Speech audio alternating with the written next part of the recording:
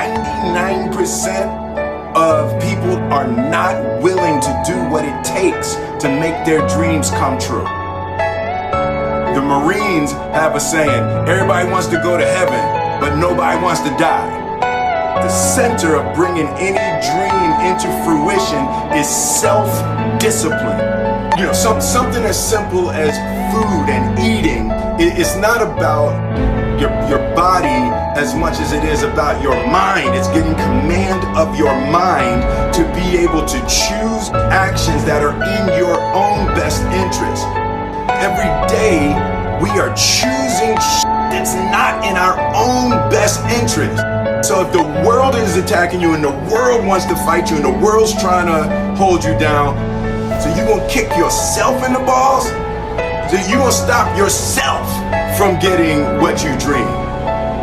And I think the word discipline has kind of gotten a bad name. We think about it in terms of punishment. I'm not talking about discipline in that way. I'm talking about discipline in the sense that you forego immediate pleasure for the exchange of long-term self-respect. I believe that self-discipline is the definition of self-love. That when you say that you love yourself, that means that you have behavior towards yourself that is loving. Self-discipline is the center of all material success. You cannot win the war against the world if you can't win the war against your own mind.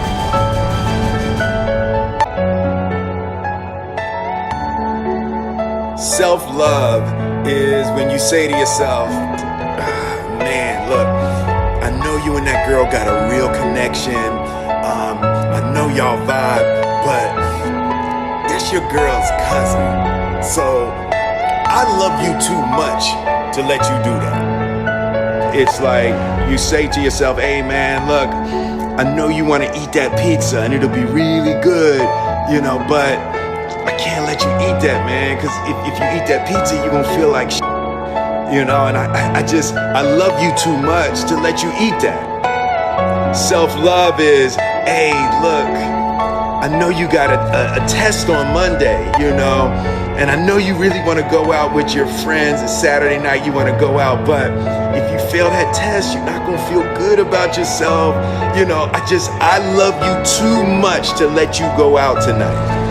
Self-discipline is self-love. If you want to be happy, you have to love yourself, which means you have to discipline your behavior. The road to sustained happiness is through disciplining your behavior. We tend to base our self-esteem on what other people think. And that's not really self-esteem. Self-esteem is supposed to be how we feel about ourselves. And I was just saying how dangerous it is to allow other people to determine how you're going to feel about you.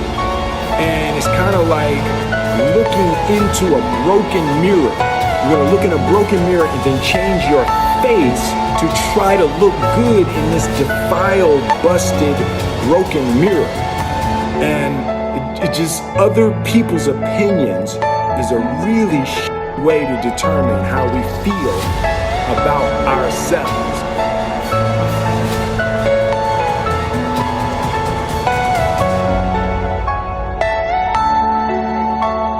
It don't matter whose fault it is that something is broken if it's your responsibility to fix it.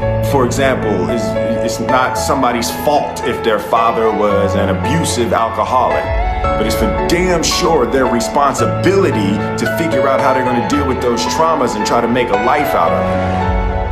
It's not your fault if your partner cheated and ruined your marriage, but it is for damn sure your responsibility to figure out how to take that pain and how to overcome that and build a happy life for yourself. Fault and responsibility do not go together. It sucks, but they don't. When something is somebody's fault, We want them to suffer. We want them punished. We want them to pay. We want it to be their responsibility to fix it, but that's not how it works, especially when it's your heart. Your heart, your life, your happiness is your responsibility and your responsibility alone. As long as we're pointing the finger and stuck in whose fault something is, we're jammed and trapped into victim mode. When you're in victim mode, you're stuck in suffering. The road to power is in taking responsibility. Your heart, your life, your happiness is your responsibility and your responsibility alone. You can make a person smile, you can make a person feel good, you can make a person laugh, but whether or not a person is happy is deeply and totally and utterly out of your control. The prerequisite for spending time with any person is that they nourish and inspire you. They feed your flame. Look at your last 5 text messages. Are those people feeding your flames or dousing your fire? Put your phone down for just a second and look around. Look to the people around you. Are those people throwing logs on your fire or are they pissing on it?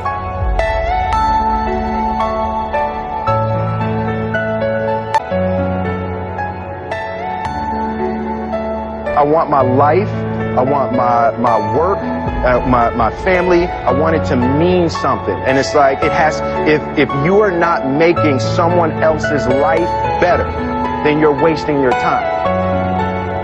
The separation of talent and skill is one of the greatest misunderstood concepts for people who are trying to excel, who have dreams, that want to do things. Talent you have naturally. Skill is only developed by hours and hours and hours of beating on your craft. You don't try to build a wall. You don't set out to build a wall. You don't set out to build the biggest, baddest, greatest wall that's ever been built. You don't start there.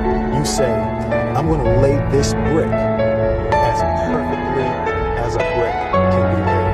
There will not be one brick on the face of the earth that's going to be laid better than this brick that I'm going to lay in this next 10 minutes. And you do that every single day, and soon you have a wall. And I think psychologically, the advantage that gives me over a lot of people that I have been in competition with in different situations is it's difficult to take the first step. Look how big the task is.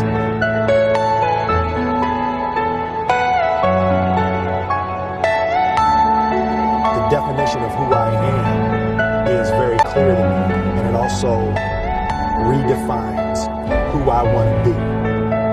In that, I know for a fact that I'm stronger than I thought I was. You can't help but ask yourself the question, what would I do if I was in Muhammad Ali's shoes? I'm motivated by fear. I hate being scared to do something. And I think what developed in my early days was the attitude that I started attacking things that I was scared of. Why were you scared in your bed the night before? What do you need that fear for? Just don't go. Why are you scared in your bed 16 hours before you jump? Why are you scared in the car? Why could you not enjoy breakfast? Fear of what? You're nowhere even near the airplane. Everything's up to the stepping out. There's actually no reason to be scared. It only just ruins your day. You don't have to jump.